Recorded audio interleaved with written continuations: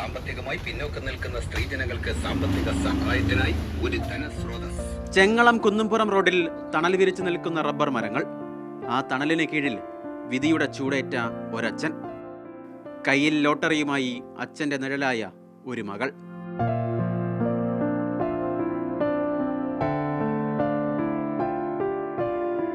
പതിനഞ്ച് വർഷം മുൻപാണ് അജന്തേഷ് എന്ന കുഞ്ഞുമോൻ തളർന്നു വീണ് കിടപ്പിലാകുന്നത്. കഴിഞ്ഞ 4 വർഷമായി ഈ മുച്ചക്ര സൈക്കിളിൽ ലോട്ടറി കച്ചവടം.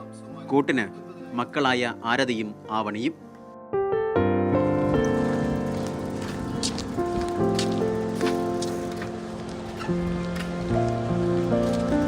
വീട്ടിൽ നിന്ന് കവല വരെയുള്ള 2 കിലോമീറ്ററോളം ദൂരം അപ്പൻ്റെ മുച്ചക്ര സൈക്കിൾ ഉരുളണമെങ്കിൽ താങ്ങായി ഈ കുഞ്ഞു കൈകൾ വേണം.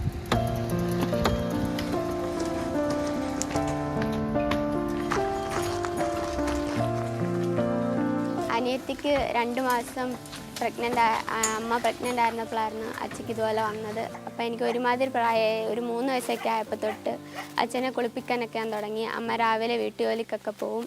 അത് കഴിഞ്ഞ് ഇന്നിപ്പോൾ എനിക്ക് 16 വയസ്സായി. അതുവരെ ഞാൻ അപ്പയുടെ കൂടെ എല്ലാ കാര്യം നോക്കുന്നുണ്ട്. 4 വർഷമായിട്ട് അപ്പ ഇപ്പോൾ ലോട്ടറിക്ക് പോകുന്നുണ്ട്.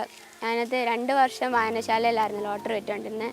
അന്ന് ഞാനാ കൂടെ പോയിക്കൊണ്ടിരുന്നത്. ഇപ്പം 2-3 വർഷമായിട്ട് അനിയത്തിയാണ് കൂടെ പോകുന്നത്.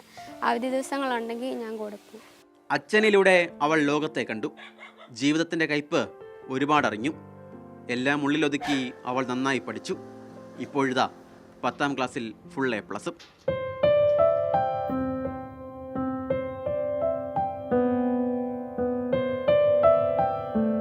ഇനിയും പഠിക്കണം.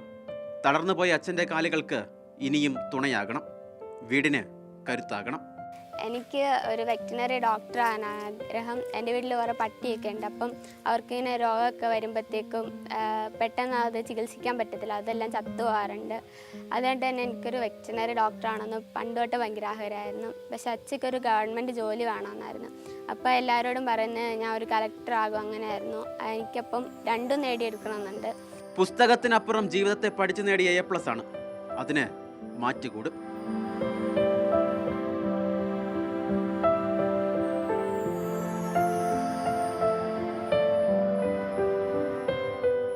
പത്താം ക്ലാസ് പരീക്ഷ എഴുതുന്നതിന് മുൻപേ ആരതിക്ക് ഫുൾ A+ ആണ്.